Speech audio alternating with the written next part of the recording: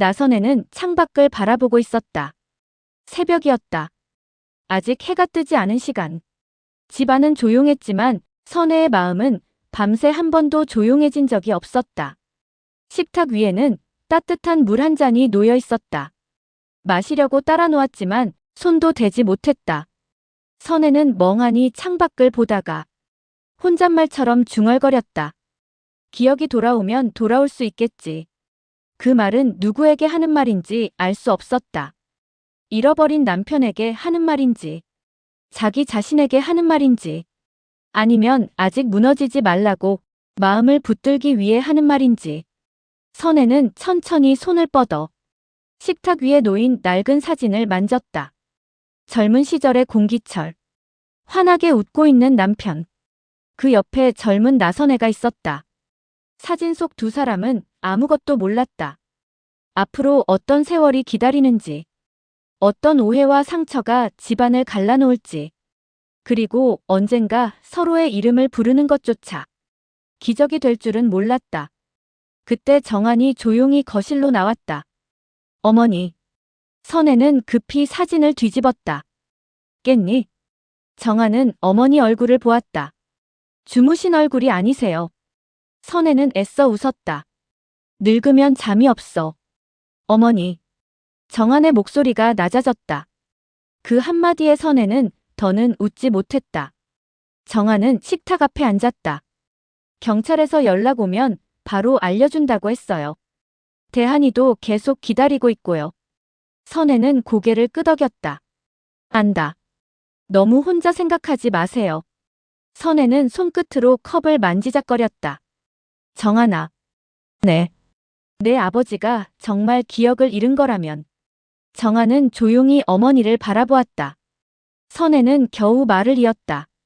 우리를 못 알아보면 어떡하니? 정한은 바로 대답하지 못했다. 의사로서는 여러 가능성을 생각했다. 기억이 돌아올 수도 있고 돌아오지 않을 수도 있었다. 일부만 돌아올 수도 있었다. 하지만 아들로서는 그런 말을 할 수 없었다.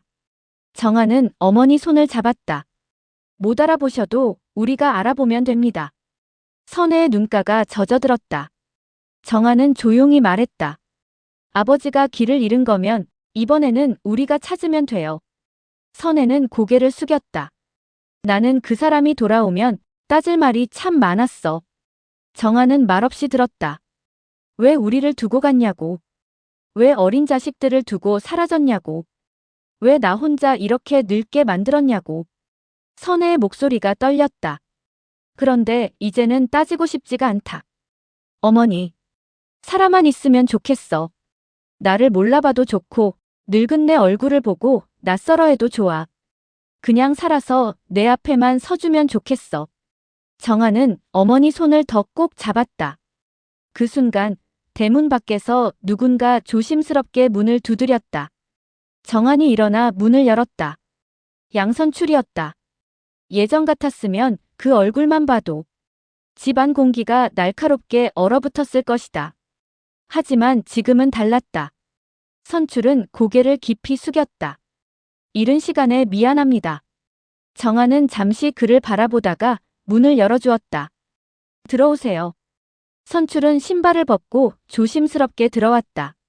선혜는 그를 바라보았다. 두 사람 사이에는 아직 편안함이 없었다. 그러나 예전처럼 미움만 남아있지도 않았다. 선출은 낮은 목소리로 말했다. 경찰서에서 연락이 왔습니다. 선혜의 손이 떨렸다. 뭐라고요? 확인 중인 사람이 있다고 합니다. 아직 확정은 아니지만 공기철 씨일 가능성이 있다고 합니다. 정한의 얼굴이 굳었다. 선혜는 자리에서 일어나다가 비틀거렸다. 정한이 급히 부축했다. 어머니. 선혜는 정한의 팔을 붙잡고 겨우 섰다. 가야지. 정한은 조심스럽게 말했다. 아직 확정은 아니래요. 그래도 가야지. 선출은 고개를 숙인 채 말했다. 저도 같이 가겠습니다. 선혜는 그를 바라보았다. 선출의 얼굴에는 피곤함과 죄책감이 깊게 깔려 있었다. 하지만 선혜는 이제 그 얼굴을 미워하는데 힘을 쓰고 싶지 않았다. 선혜는 조용히 말했다. 양 선생님. 네. 이제 우리 자식들 앞에서 어른답게 굴어요. 선출의 눈가가 붉어졌다. 그러겠습니다. 지난 세월은 돌릴 수 없어요. 하지만 앞으로 애들 앞에서 또 원망만 하고 살 수는 없잖아요.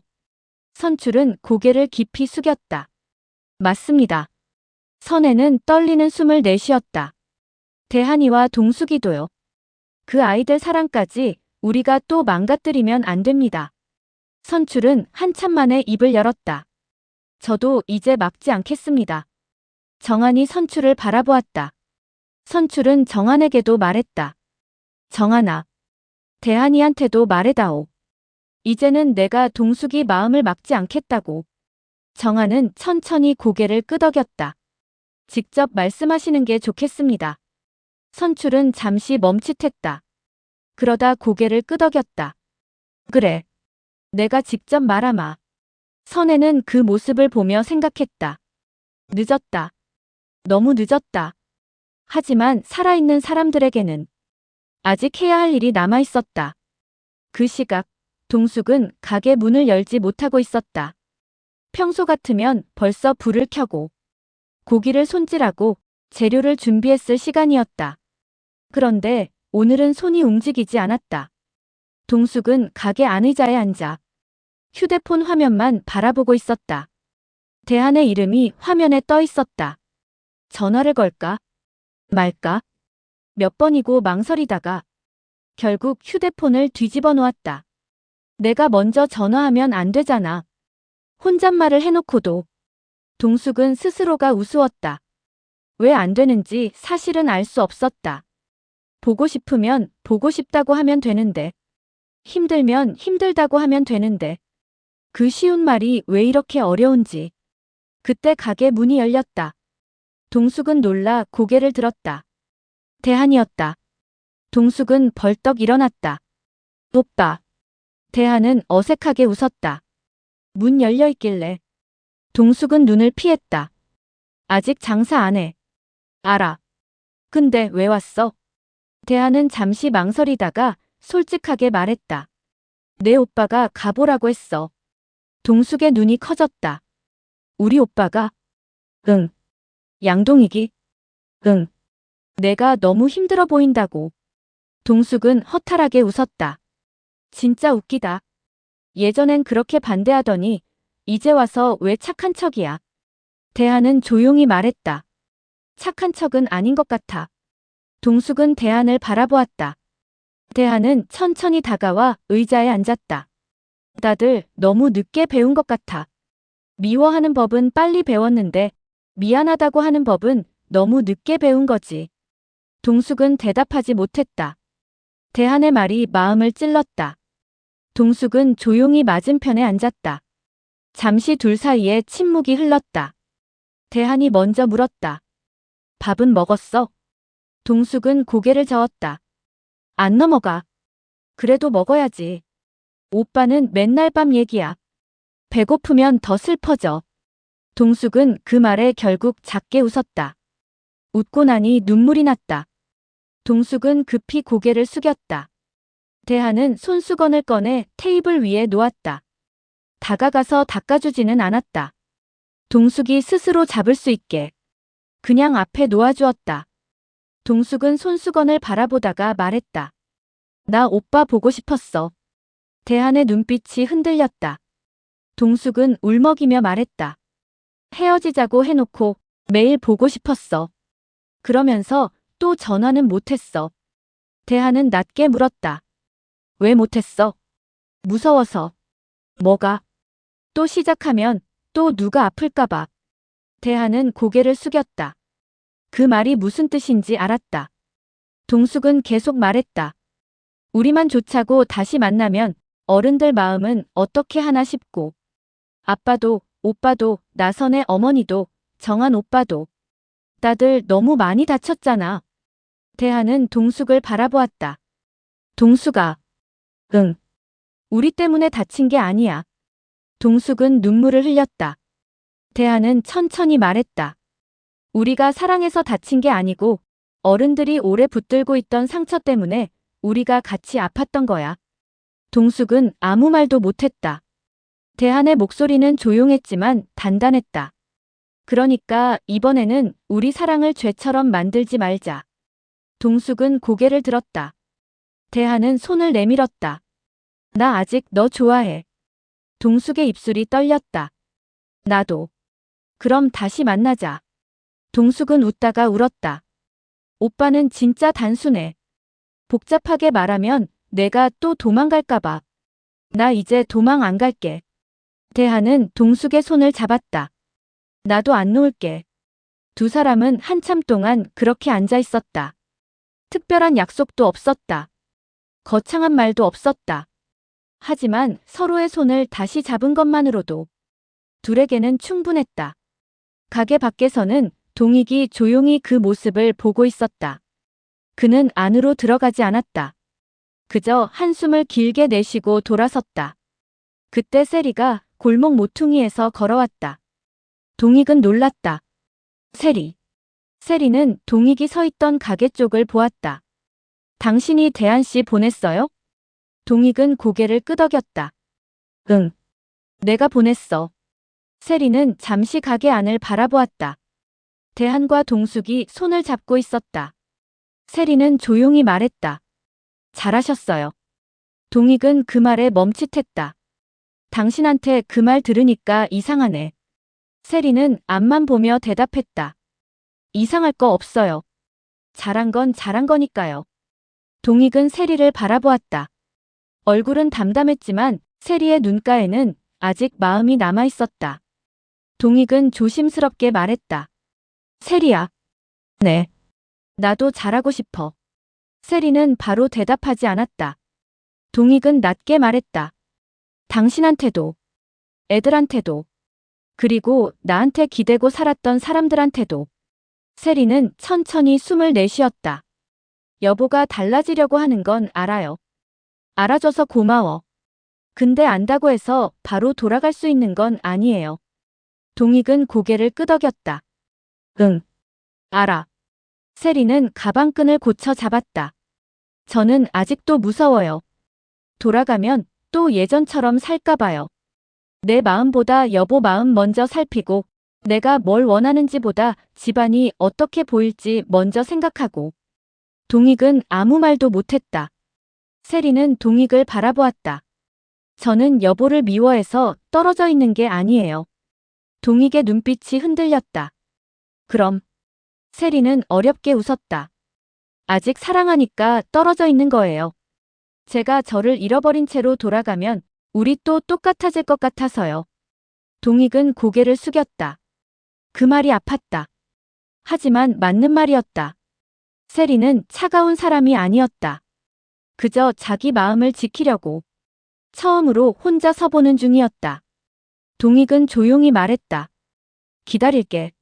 세리는 바로 고개를 저었다. 여보가 기다린다고 해서 제가 마음 편해지는 건 아니에요. 그럼 어떻게 하면 돼? 그냥 여보 삶도 사세요. 저 때문에 망가진 사람처럼 있지 말고요. 동익은 씁쓸하게 웃었다. 그게 제일 어렵네. 그래도 해보세요. 동익은 고개를 끄덕였다. 알았어. 세리는 몇 걸음 걷다가 멈췄다. 그리고 뒤돌아보지 않은 채 말했다. 여보. 동익은 바로 대답했다. 응. 밥은 꼭 드세요. 그 한마디에 동익은 울컥했다. 아직 마음이 있었다. 세리는 아직 자신을 걱정하고 있었다. 동익은 겨우 웃으며 대답했다. 응. 먹을게. 세리는 천천히 걸어갔다. 동익은 붙잡지 않았다. 이번에는 잡지 않는 것이 사랑일 수도 있다는 걸 배워가는 중이었다. 공명정대한 의원. 성민은 진료실 앞에서 잠시 벽을 짚었다. 숨이 조금 가빴다. 요즘 들어 몸이 예전 같지 않았다. 아무렇지 않은 척하려 해도 몸은 자꾸 먼저 티를 냈다. 성민은 눈을 감고 천천히 숨을 골랐다. 그때 정한이 복도 끝에서 그 모습을 보았다. 그의 얼굴이 굳었다. 한성미. 성민은 바로 허리를 폈다. 왜? 정한은 빠르게 다가왔다. 어지러워.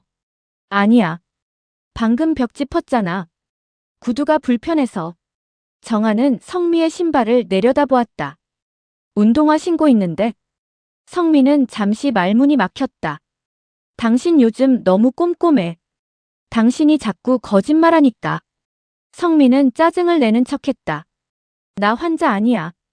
정아는 바로 대답했다. 환자 맞아. 성미가 굳었다. 정한도 자신의 말이 너무 직접적이었다는 걸 알았다. 하지만 이번에는 물러서고 싶지 않았다. 그는 목소리를 낮췄다. 성미야. 아픈 사람은 아프다고 해도 돼. 성미는 눈을 피했다. 나 정말 괜찮아. 정아는 깊게 숨을 들이마셨다. 당신 괜찮다는 말이 제일 무서워.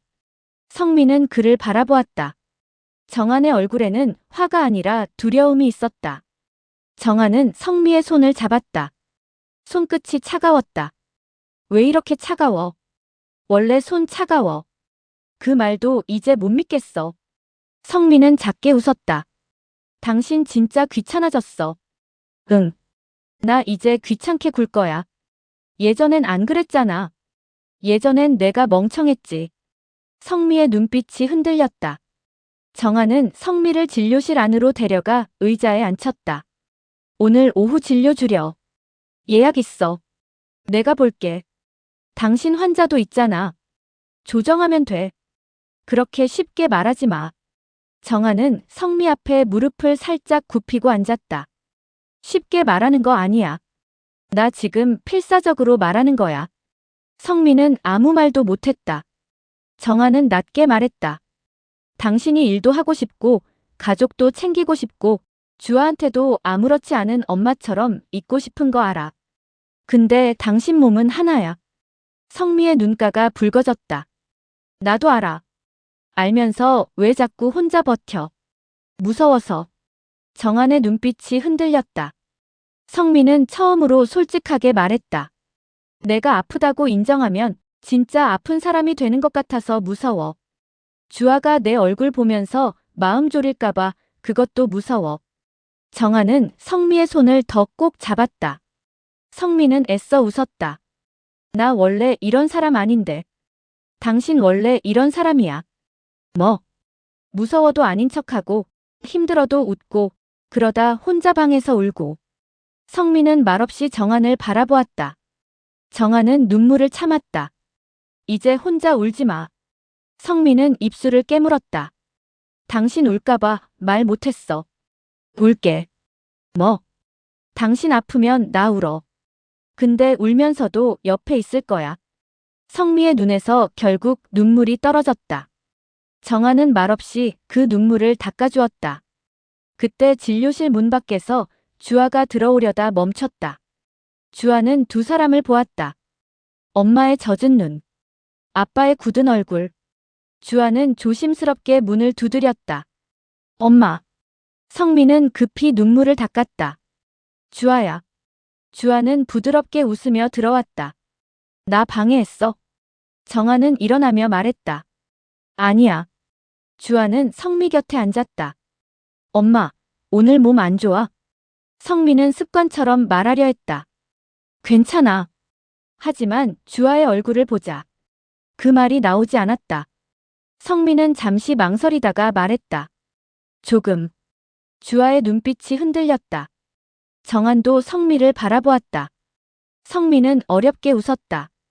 조금 피곤해. 주아는 엄마 손을 잡았다. 그럼 오늘은 쉬어. 성미는 딸을 바라보았다. 주아도 많이 힘든 얼굴이었다. 퇴사도 했고 이별도 아직 정리되지 않았을 텐데 자기 앞에서는 한 번도 무너지지 않았다. 성미는 낮게 물었다. 너는? 주아는 웃었다.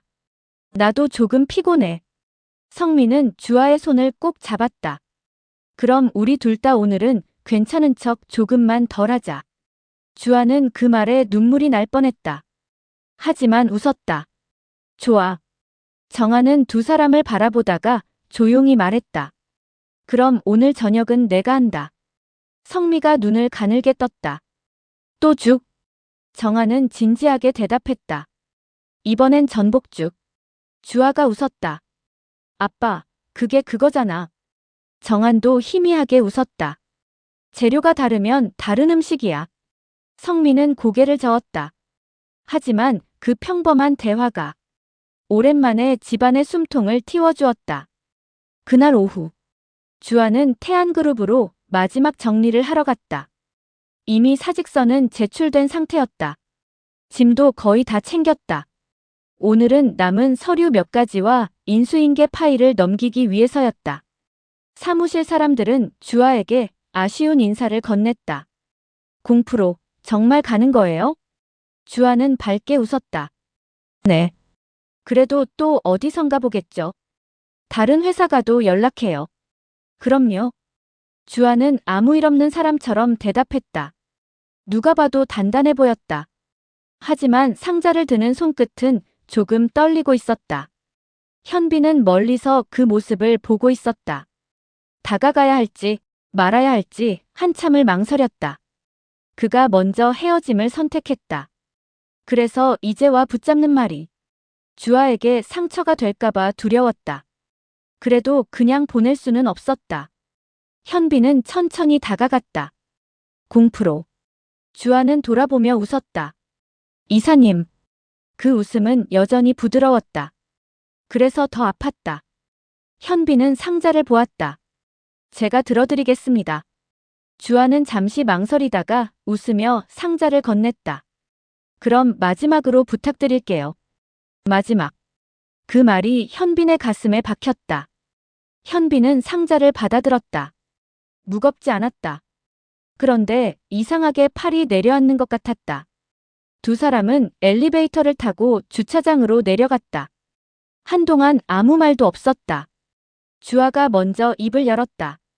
엄마한테 들으셨죠? 현빈은 조용히 대답했다. 네. 성미 선생님이 동의하셨다고 들었습니다. 주아는 고개를 끄덕였다.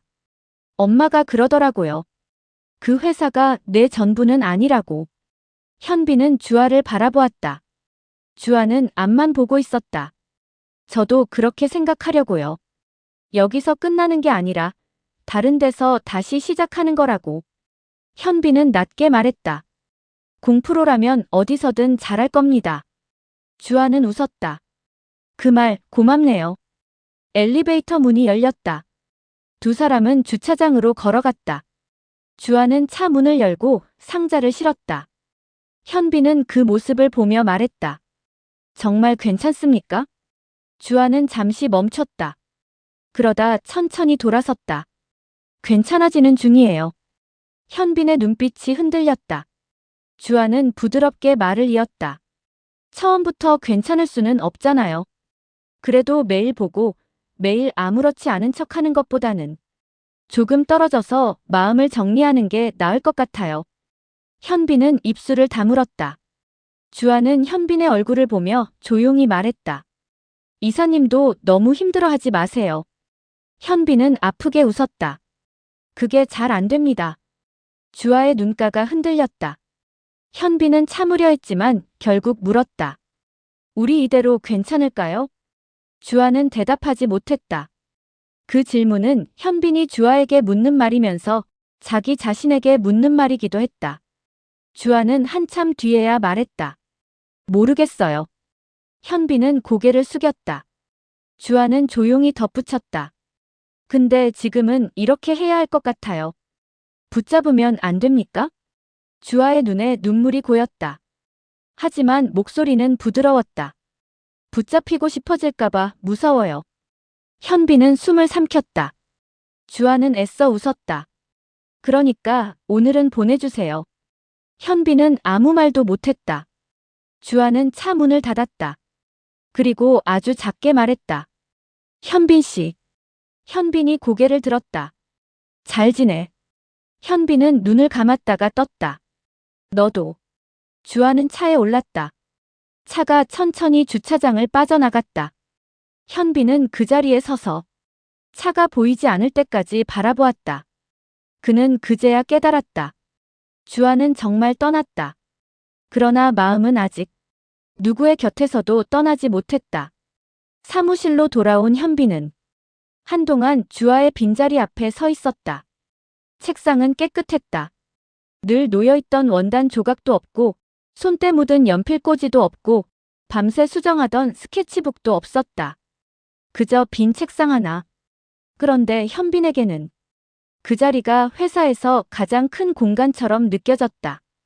현빈은 천천히 손을 뻗어 책상 끝을 만졌다. 차가웠다. 어제까지만 해도 주아가 앉아있던 자리였다. 그녀가 고민하던 자리, 웃던 자리, 자신을 피해 고개를 돌리던 자리, 그리고 그래도 끝내 부드럽게 웃어주던 자리. 현빈은 낮게 중얼거렸다. 정말 이대로 괜찮은 거야? 대답은 없었다. 현빈은 주아의 빈 의자를 바라보았다. 내가 놓자고 해놓고 왜 이렇게 못 놓고 있는 거냐? 그는 허탈하게 웃었다. 웃음은 금방 사라졌다. 현빈은 의자 등받이에 손을 올렸다. 공주아, 너는 괜찮아지는 중이라고 했는데. 그의 목소리가 조금 떨렸다. 나는 아직 시작도 못했다. 현빈은 한참 동안 그 자리에 서 있었다. 아무도 없는 사무실에서 그는 처음으로 주아의 빈자리를 온몸으로 느꼈다. 한편 공기철은 미향의 집 식탁 앞에 앉아 있었다. 미향은 약봉지를 꺼내 공기철 앞에 가지런히 놓았다. 오빠, 약 먹을 시간이에요. 공기철은 약을 바라보았다. 요즘 들어 이상했다. 약을 먹으면 머리가 가라앉았다. 편해지는 것 같기도 했지만 동시에 무언가가 멀어지는 것 같았다. 어제 쓰레기 더미에서 본 기타. 그 기타를 잡았을 때 떠오르던 아이의 웃음. 텔레비전 속에서 보았던 남자의 얼굴. 그리고 자꾸만 입가에 맴도는 이름. 정한, 대한, 선혜. 공기철은 천천히 물었다. 미향아. 네, 오빠. 나는 기타를 쳤었나? 미향의 손이 멈칫했다. 그러나 곧 웃었다. 갑자기 무슨 기타예요? 어제 그걸 보니까 이상했어. 버려진 물건 때문에 그러지 마세요. 손이 기억하는 것 같았어. 미향은 약봉지를 뜯으며 말했다. 오빠는 아파서 그런 거예요. 기억 같은 거 억지로 떠올리면 또 쓰러져요. 공기철은 미향을 바라보았다. 너는 내가 기억하는 게 싫으냐? 미향의 얼굴이 굳었다. 싫은 게 아니라 무서워요. 뭐가? 오빠 아파질까 봐요. 공기철은 말없이 약을 집어들었다. 그러나 입에 넣지 않았다. 미향이 재촉했다. 드세요. 공기철은 약을 손바닥 위에 올려놓은 채 말했다. 이 약을 먹으면 머리가 멍해져. 그래야 덜 아프죠. 그런데 그 멍한 게 싫다. 미향의 눈빛이 흔들렸다. 공기철은 조용히 말했다. 아픈 게 나을 때도 있어. 아파야 생각나는 게 있어. 미향은 물컵을 그의 앞으로 밀었다. 오빠. 제발 말 들어요. 미향아. 네. 내 이름이 뭐냐? 미향은 숨을 멈췄다. 공기철은 그녀를 똑바로 바라보았다. 내가 정말 내가 부르는 그 오빠 말고 다른 이름이 있지? 미향은 억지로 웃었다. 오빠는 오빠죠. 그건 이름이 아니야. 이름이 뭐가 중요해요? 중요하다. 공기철의 목소리는 낮았지만 단단했다. 내가 누구인지 알아야 하니까. 미향은 눈물이 차오르는 얼굴로 말했다. 알면 떠날 거잖아요. 공기철은 아무 말도 하지 못했다. 미향은 고개를 숙였다. 오빠가 다 기억하면 나한테 남는 게 뭐예요? 공기철은 약을 내려놓았다. 나는 내 물건이 아니야. 미향의 얼굴이 창백해졌다. 공기철도 그 말이 미향에게 상처가 됐다는 걸 알았다. 하지만 더는 피할 수 없었다. 미향은 떨리는 목소리로 말했다. 내가 오빠를 얼마나 돌봤는데요? 안다. 밥 챙기고 병원 데려가고 밤새 열나면 옆에 있었고 오빠가 자기 이름도 모르고 울 때 내가 다 받아줬잖아요. 고맙다. 근데 왜 이제 와서 나를 그렇게 봐요? 공기철은 눈을 감았다. 미향의 세월도 거짓은 아니었다. 하지만 진실을 숨긴 세월이기도 했다. 공기철은 조용히 말했다. 고마운 것과 내가 나를 찾아야 하는 건 다른 일이다. 미향은 고개를 저었다. 오빠, 제발 약 먹어요. 그냥 편하게 살면 되잖아요. 나는 편하게 살고 싶지 않아. 미향이 그를 바라보았다. 공기철은 천천히 말했다. 나는 제대로 살고 싶다. 그때 밖에서 초인종이 울렸다. 딩동. 미향의 얼굴이 순식간에 굳었다. 공기철도 문 쪽을 바라보았다. 초인종이 다시 울렸다. 미향은 급히 일어났다. 제가 나가볼게요. 공기철은 그녀의 손목을 붙잡았다. 누구냐? 몰라요. 모르는데 왜 그렇게 놀라? 미향은 대답하지 못했다. 문 밖에서 낮은 목소리가 들렸다. 경찰입니다. 확인할 것이 있습니다. 미향의 몸이 떨렸다. 공기철은 천천히 자리에서 일어났다. 미향이 앞을 막아섰다. 오빠, 방에 들어가요. 공기철은 그녀를 바라보았다. 왜? 그냥요. 제가 얘기할게요. 내 일인 것 같구나. 아니에요. 미향아. 공기철의 목소리가 무거워졌다. 비켜. 미향의 눈물이 터졌다. 싫어요. 공기철은 아무 말 없이 그녀를 바라보았다. 미향은 울먹이며 말했다. 저 문 열면 끝이에요. 오빠가 나 두고 갈 거잖아요. 너를 두고 가는 게 아니야. 그게 그거예요. 나는 나를 찾으려는 거다. 문 밖에서 이번에는 다른 목소리가 들렸다. 떨리는 여자 목소리였다. 기철 씨. 공기철의 몸이 굳었다. 기철. 그 이름. 낯설지 않았다. 아니, 낯설면 안 되는 이름이었다. 심장이 먼저 반응했다. 머릿속에서 오래된 장면이 번쩍였다. 따뜻한 밥상. 젊은 여자의 웃음. 아이들의 발소리. 여보, 애들 깨기 전에 얼른 먹어요. 공기철은 숨을 몰아쉬었다. 선혜. 자신도 모르게 이름이 흘러나왔다. 미향의 얼굴이 무너졌다. 오빠. 공기철은 천천히 문으로 다가갔다. 미향은 다시 그의 팔을 잡았다. 가지 마요. 공기철은 미향의 손을 조심스럽게 떼어냈다. 미안하다. 문고리를 잡은 손이 떨렸다. 문이 천천히 열렸다. 문 밖에는 나선혜가 서 있었다. 그 옆에는 정한과 대한이 있었다. 조금 뒤에는 양선출도 서 있었다. 공기철은 한 사람씩 바라보았다. 얼굴은 세월에 변해 있었다. 하지만 가슴이 먼저 알았다. 선혜는 손으로 입을 막았다. 기철 씨. 공기철의 눈가가 젖어들었다. 선혜. 그 한마디에 선혜는 주저앉을 뻔했다. 정한이 어머니를 붙잡았다. 대한은 더 참지 못하고 앞으로 나왔다. 아버지. 공기철은 대한을 바라보았다. 어린아이의 웃음이 겹쳐 보였다. 자기 무릎에 앉아 기타를 잡던 아이. 아버지, 나도 해볼래. 공기철의 입술이 떨렸다. 대한아. 대한은 울음을 터뜨렸다. 아버지. 정한은 굳은 채 서 있었다. 그는 믿기지 않는 얼굴로 공기철을 바라보았다. 공기철은 정한을 보았다. 머릿속에 또 다른 장면이 스쳤다. 조금 더 큰 아이.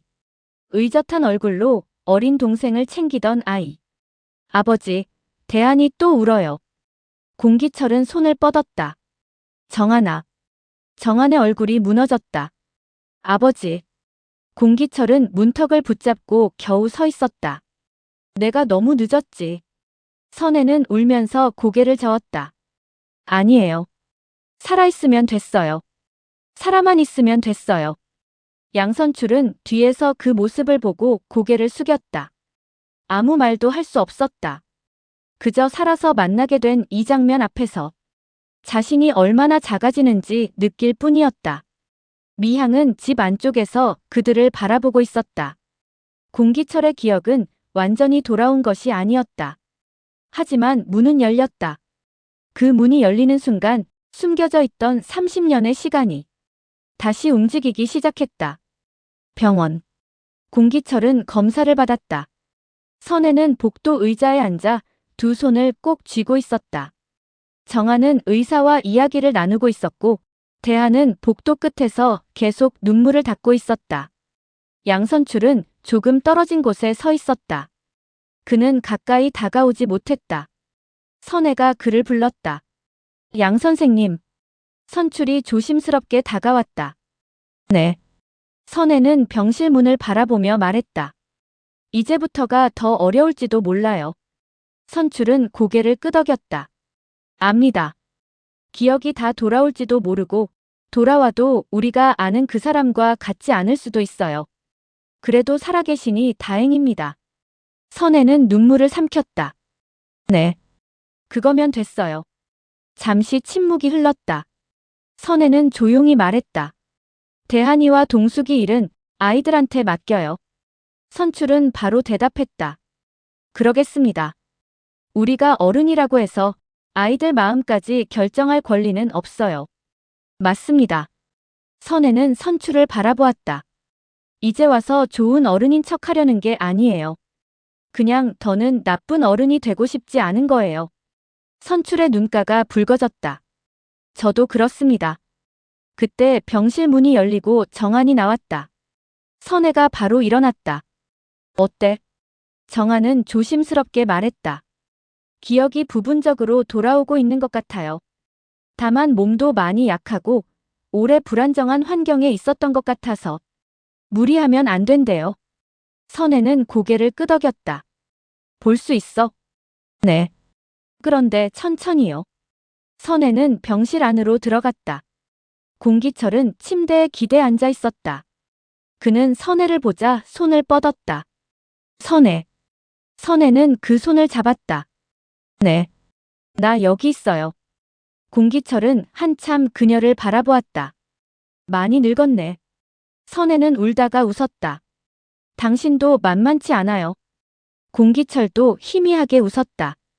그러나 그 웃음 뒤에는 혼란이 있었다. 내가 다 기억나는 건 아니야. 괜찮아요. 그런데 당신 얼굴을 보니까 가슴이 먼저 알아. 선혜는 그의 손을 꼭 잡았다. 그럼 됐어요. 공기철은 눈을 감았다. 미안해. 선혜는 고개를 저었다. 그 말도 천천히 해요. 당신도 당신한테 무슨 일이 있었는지 아직 다 모르잖아요. 공기철은 눈을 떴다. 나 집에 가도 되나? 선혜의 눈물이 또 떨어졌다. 가야죠. 우리 집에. 공기철은 아이처럼 안도한 얼굴을 했다. 하지만 병실 밖. 미향은 경찰과 함께 서 있었다. 그녀는 병실 안을 바라보며 눈물을 흘리고 있었다. 공기철은 그녀를 외면할 수 없었다. 미향은 잘못했다. 하지만 자신을 돌봐준 시간도 있었다. 그 복잡한 마음 때문에 공기철의 얼굴은 다시 어두워졌다. 선혜는 그 시선을 따라 미향을 보았다. 그리고 알았다. 남편이 돌아온다고 해서 모든 일이 바로 끝나는 것은 아니었다. 공기철의 잃어버린 시간 속에는 또 다른 사람이 있었다. 그 사람의 집착과 거짓말, 그리고 외로움까지 함께 풀어야 했다. 그날 저녁, 정아는 병실 밖 복도에 서서 한참 동안 휴대폰을 쥐고 있었다. 전화를 걸어야 했다. 성미에게. 아버지를 찾았다고. 정말 찾았다고. 하지만 막상 전화를 걸려니 손끝이 떨렸다. 정아는 깊게 숨을 들이마시고 성미에게 전화를 걸었다. 잠시 뒤 성미의 목소리가 들렸다. 여보세요. 정아는 입술을 열었지만 바로 말이 나오지 않았다. 성미는 금방 눈치챘다. 정한 씨. 무슨 일 있어? 정아는 병실 문 너머를 바라보았다. 공기철은 선혜의 손을 잡고 있었다. 정아는 겨우 말했다. 성미야. 응. 찾았어. 수화기 넘어가 조용해졌다. 성미의 목소리가 낮게 떨렸다. 아버님을? 정아는 고개를 끄덕였다. 전화 너머라 보이지도 않는데 그는 그렇게 했다. 응. 찾았어. 성미는 한동안 아무 말도 하지 못했다. 그러다 아주 조용히 말했다. 정말 다행이다. 정아는 눈을 감았다. 그 말 하나에 그동안 참고 있던 감정이 올라왔다. 아직 기억이 다 돌아온 건 아니야. 그런데 어머니 이름을 불렀어. 대한이도 알아봤고. 성미는 숨을 삼켰다. 어머님은 많이 우셨어. 당연하지. 얼마나 기다리셨는데. 정아는 병실 안을 바라보았다. 선혜는 공기철의 손을 놓지 못하고 있었다. 정아는 낮게 말했다. 나도 아직 믿기지가 않아. 성민은 정한의 목소리를 듣고 조용히 물었다. 당신은 괜찮아? 정한은 습관처럼 괜찮다고 말하려 했다. 하지만 오늘은 그 말이 나오지 않았다. 잘 모르겠어. 성민은 아무 말 없이 기다렸다. 정한은 천천히 말을 이었다. 아버지를 찾았는데 기쁜데 이상하게 마음이 너무 아파. 너무 늦은 것 같고 어머니가 울던 얼굴도 자꾸 생각나고. 성미의 목소리가 부드러워졌다. 정한 씨. 응. 당신도 울어도 돼. 정한은 입술을 깨물었다. 내가 울면 어머니랑 대한이가 더 무너질까봐. 그럼 내가 갈게. 정한이 눈을 떴다. 성미야. 가서 당신 옆에 있을게. 어머님도 뵙고 아버님도 뵙고. 정한은 대답하지 못했다. 성미는 조용히 말했다. 혼자 버티지 마. 오늘은 당신도 아들이잖아. 그 말에 정한의 눈시울이 붉어졌다. 한참 뒤 정한이 낮게 대답했다. 응. 와줘. 성민은 짧게 말했다. 금방 갈게. 전화를 끊은 뒤 정한은 휴대폰을 내려다보았다. 그리고 처음으로 벽에 기대어 긴 숨을 내쉬었다. 성미가 오고 있었다. 그 사실 하나만으로도 정한은 조금 버틸 수 있을 것 같았다. 주아는 집에서 새 이력서를 저장했다. 파일 이름은 짧았다. 공주아 포트폴리오.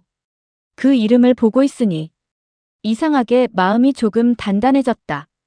태안그룹의 공프로가 아니라 공주아. 다시 시작하는 사람.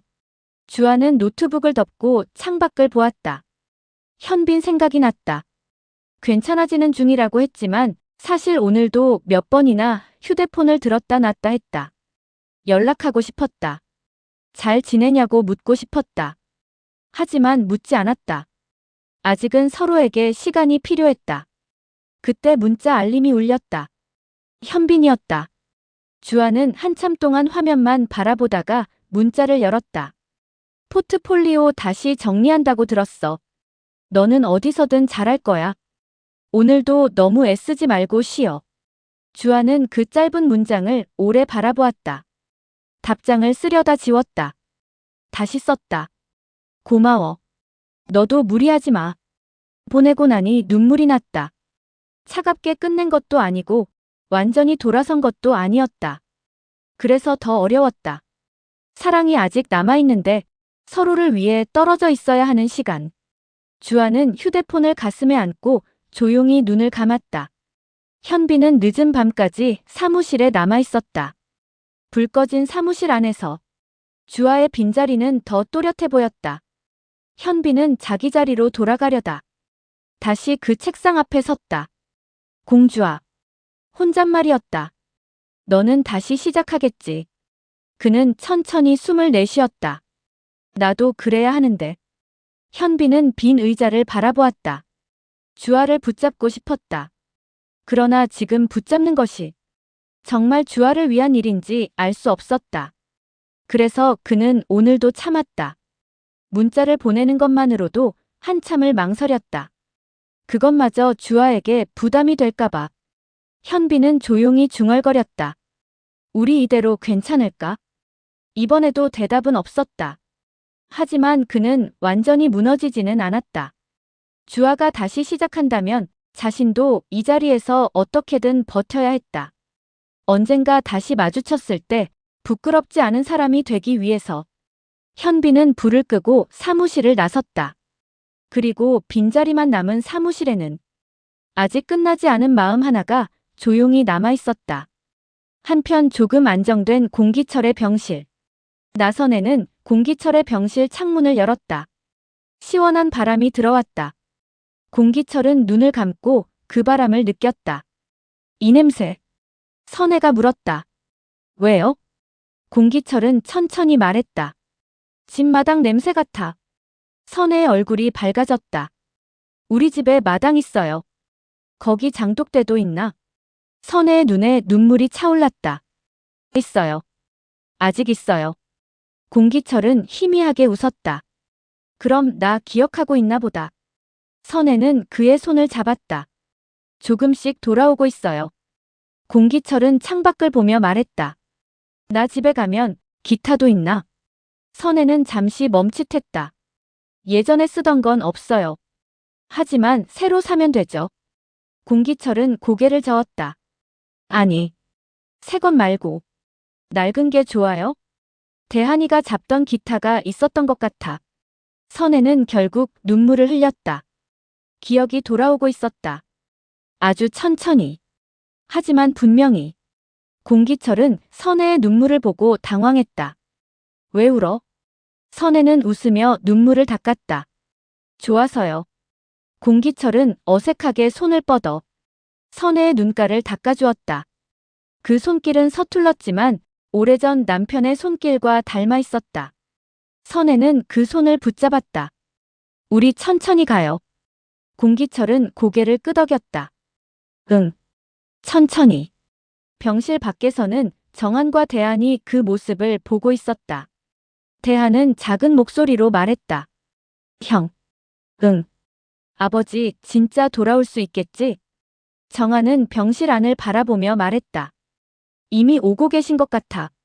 대한은 눈물을 참으며 웃었다. 정한도 희미하게 웃었다. 그때 복도 끝에서 성미가 걸어왔다.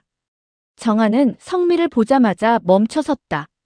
성미는 급하게 온 듯 숨을 조금 고르고 있었다. 하지만 표정은 차분했다. 정한 씨. 정한은 조용히 다가갔다. 왔어? 성미는 고개를 끄덕였다. 그리고 병실 안을 바라보았다. 선혜는 공기철의 손을 잡고 있었고 공기철은 창밖을 보며 무언가를 떠올리는 얼굴이었다. 성미는 낮게 말했다. 정말 아버님이시네. 정한은 아무 말 없이 고개만 끄덕였다. 성미는 정한의 얼굴을 살폈다. 당신 계속 참고 있었지? 정한은 애써 웃으려 했다. 아니야. 성미는 바로 말했다. 거짓말. 정한은 웃음을 멈췄다. 성미는 조용히 그의 손을 잡았다. 오늘은 의사처럼 굴지 말고 그냥 아들 해. 정한의 눈시울이 붉어졌다. 성미는 병실 쪽을 바라보며 말을 이었다. 어머님 옆에도 있어드리고 서방님 옆에도 있어줘야겠지만 당신 마음도 챙겨야 해. 정한은 낮게 말했다. 나도 모르겠어.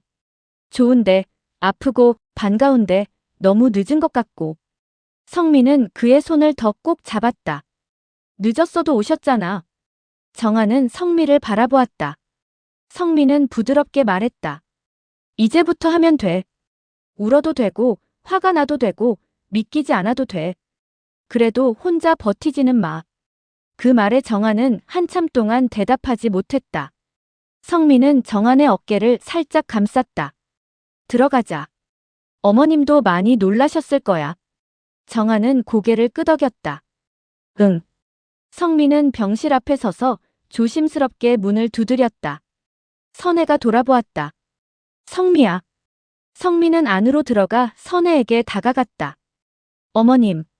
선혜는 성미의 손을 잡자마자 또 눈물이 차올랐다. 왔다. 성미는 선혜의 손을 꼭 잡았다. 네. 왔어요. 공기철은 낯선 얼굴의 성미를 조용히 바라보았다. 정한이 옆에서 말했다. 아버지. 제 아내예요. 성미.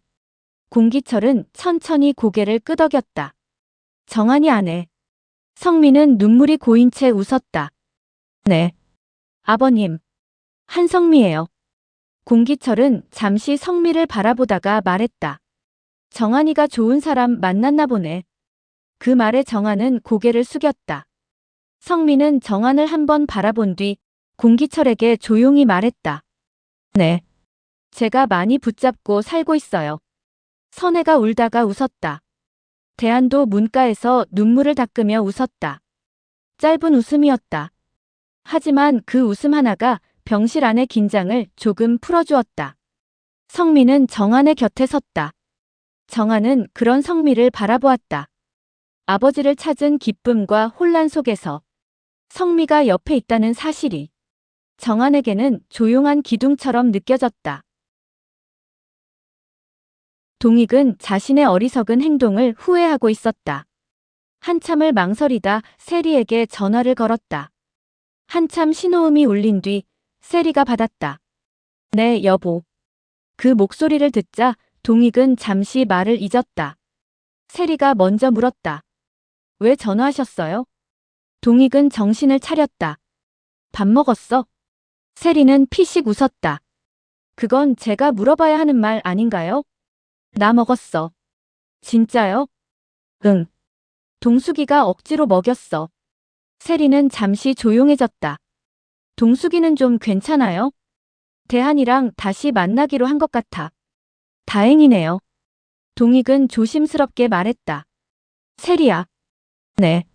나 오늘 당신한테 돌아오라고 말하려고 전화한 거 아니야. 세리는 아무 말도 하지 않았다. 동익은 이어 말했다. 그냥 목소리 듣고 싶었어. 세리의 숨소리가 조금 흔들렸다. 여보도 참. 싫으면 끊어도 돼. 싫다고 안 했어요. 동익은 그 말에 조용히 웃었다.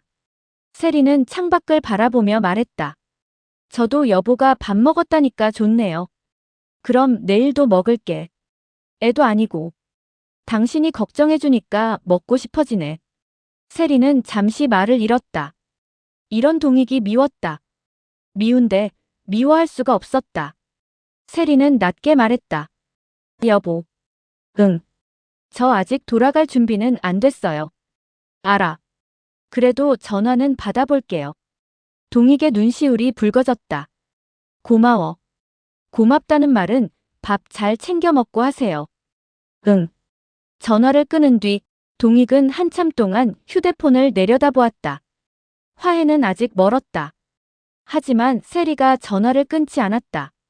그 작은 변화 하나가 동익에게는 오늘 하루를 버틸 이유가 되었다.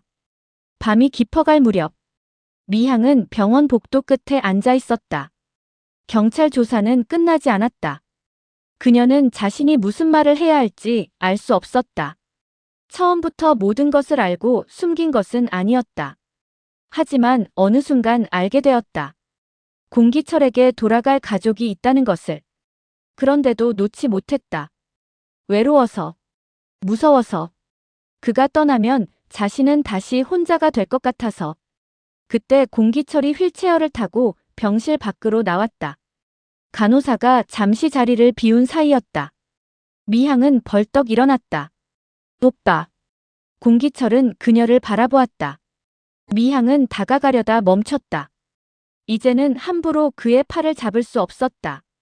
공기철은 조용히 말했다. 미향아. 미향의 눈에 눈물이 고였다.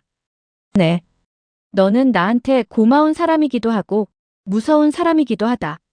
미향은 고개를 숙였다. 알아요. 내가 너를 미워할 수 있을지 모르겠다. 미향은 놀라 고개를 들었다. 공기철은 힘없는 목소리로 말했다. 그런데 예전처럼 내 말만 듣고 살 수는 없어. 미향은 눈물을 흘렸다. 오빠, 나 정말 혼자였어요. 알아. 오빠가 있어서 살았어요. 그래도 사람을 숨기면 안 됐다. 미향은 아무 말도 못했다. 공기철은 병실 안쪽을 바라보았다. 나도 이제 내가 누구였는지 알아야 한다. 그러면 저는요? 공기철은 눈을 감았다. 그 질문에 쉽게 대답할 수 없었다. 미향은 울면서 말했다. 오빠한테 나는 아무것도 아니에요. 공기철은 한참 뒤에야 대답했다. 아무것도 아닌 건 아니다. 미향의 눈빛이 흔들렸다. 공기철은 천천히 말했다. 하지만 내 집은 따로 있었다. 그 말에 미향은 무너졌다. 공기철도 눈물을 삼켰다. 두 사람의 관계도 끝이 아니었다. 하지만 예전처럼 이어질 수도 없었다. 그때 병실 문 쪽에서 선혜가 조용히 서 있었다. 그녀는 두 사람의 대화를 모두 듣지는 못했다. 하지만 공기철의 얼굴에 남은 복잡한 감정을 보았다. 선혜는 마음이 아팠다. 남편이 돌아왔다. 하지만 30년의 빈자리는 그냥 끌어안는다고 사라지는 것이 아니었다. 선혜는 천천히 다가가 공기철의 어깨에 손을 올렸다. 들어가요. 공기철은 선혜를 올려다보았다. 선혜는 미향을 한번 바라본 뒤 조용히 말했다. 이야기는 천천히 해요. 도망가지 말고, 숨기지 말고. 그 말은 미향에게도 공기철에게도 하는 말이었다. 공기철은 고개를 끄덕였다. 미향은 그 자리에 서서 두 사람이 병실 안으로 들어가는 모습을 바라보았다. 문이 닫혔다. 미향은 그제야 주저앉아 울었다. 다음 날 아침, 대하는 동숙의 가게 앞에서 기다리고 있었다. 손에는 따뜻한 커피 2잔이 들려 있었다. 동숙이 문을 열고 나오다가 그를 보고 웃었다. 또 왔어? 응. 오빠 할 일 없어? 있어. 너 보러 오는 일. 동숙은 어이없다는 듯 웃었다. 진짜 말은 잘해. 대하는 커피를 건넸다. 오늘 아버지 병원 가야 해서 올해는 못 있어. 동숙의 표정이 진지해졌다. 괜찮으셔? 아직은 모르겠어. 기억이 조금씩 돌아오는 것 같긴 한데 몸이 많이 약하대. 동숙은 커피를 내려놓고 대한의 손을 잡았다. 오빠도 힘들지? 대한은 잠시 웃으려다 실패했다. 응. 힘들어. 동숙은 그의 손을 더 꼭 잡았다. 그럼 힘들다고 해. 나한테는 괜찮은 척하지 마. 대한은 동숙을 바라보았다. 너도. 나도 뭐. 너도 나한테 괜찮은 척하지 마. 동숙은 고개를 끄덕였다. 알았어. 두 사람은 가게 앞에 나란히 섰다. 아직 해결된 건 많지 않았다. 양가 어른들의 마음도, 공기철의 기억도, 두 사람 앞에 놓인 현실도 모두 불안했다. 하지만 이번에는 도망가지 않기로 했다. 대한이 말했다. 동숙아. 응. 우리 천천히 가자. 동숙은 그의 어깨에 살짝 기대었다. 응. 대신 손은 놓지 말고. 대한은 웃으며 대답했다. 그건 자신 있어. 병원에서는 공기철이 창밖을 보고 있었다. 선혜가 옆에 앉아 사과를 깎고 있었다. 공기철은 그 모습을 한참 바라보다가 말했다. 당신 예전에도 사과를 이렇게 얇게 깎았나? 선혜의 손이 멈췄다. 기억나요? 공기철은 고개를 갸웃했다. 정확히는 아니고 그냥 본 것 같아.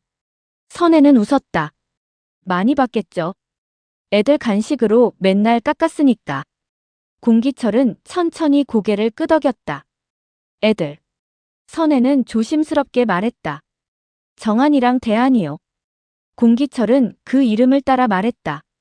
정한. 대한. 그때 병실 문이 열리고 정한과 대한이 들어왔다. 공기철은 두 사람을 바라보았다. 아직 어색함이 있었다.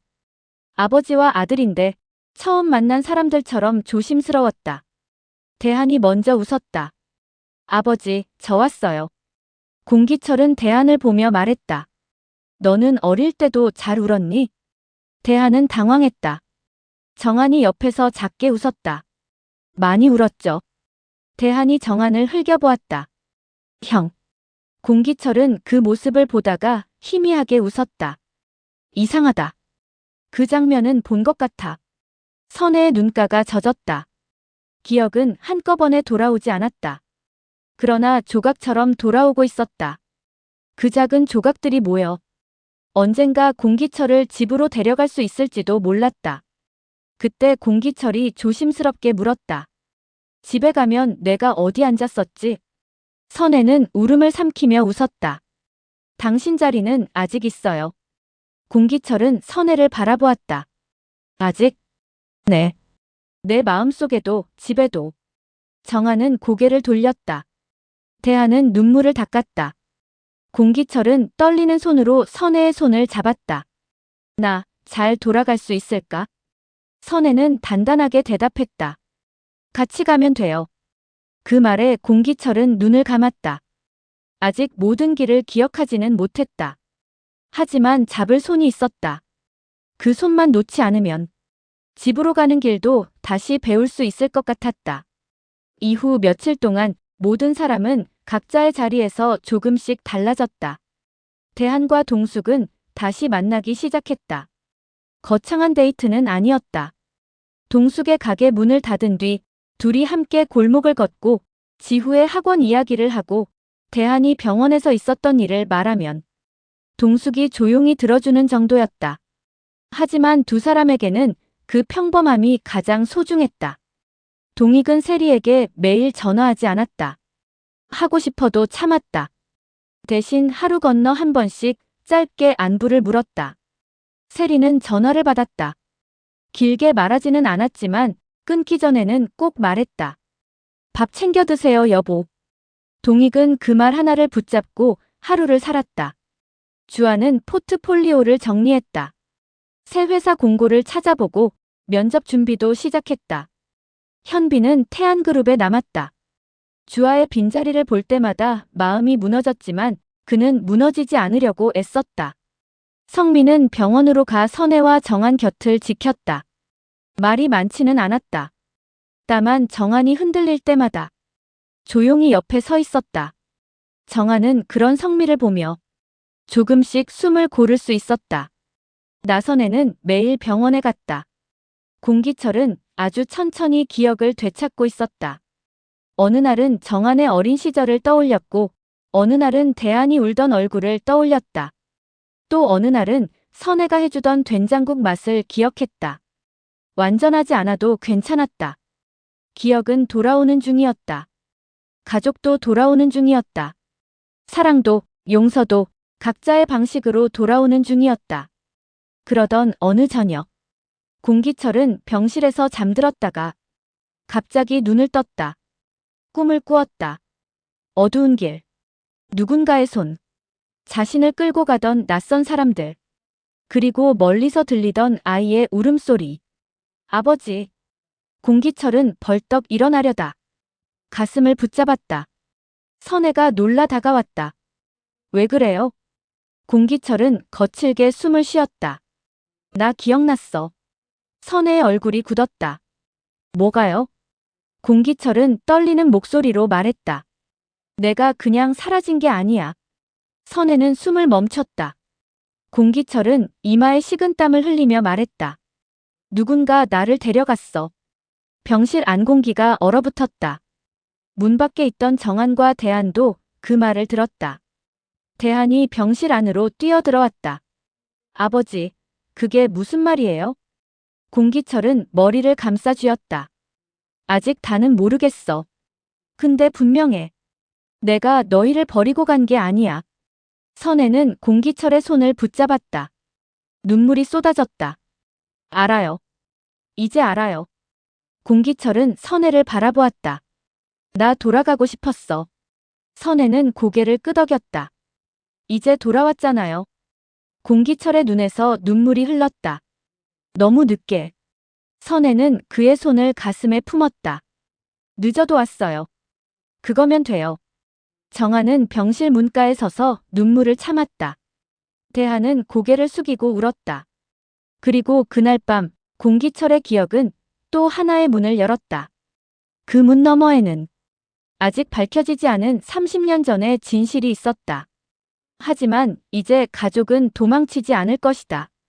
누가 공기철의 시간을 빼앗았는지, 왜 그는 기억을 잃었는지, 미향은 어디까지 알고 있었는지, 그리고 공기철은 정말 온전히 집으로 돌아올 수 있을지. 그 모든 질문 앞에서 선혜는 남편의 손을 잡고 말했다. 괜찮아요. 이번엔 혼자 두지 않을게요. 공기철은 힘겹게 고개를 끄덕였다. 밖에는 밤이 깊었다. 하지만 이 집안 사람들에게는 아주 오래 닫혀있던 아침이 조금씩 다가오고 있었다. 재밌게 보셨나요? 이 드라마는 예측 드라마입니다. 본 방송과 내용이 다를 수 있습니다. 재미로 봐주세요. 공감 많이 해주시고 구독, 좋아요 부탁드려요.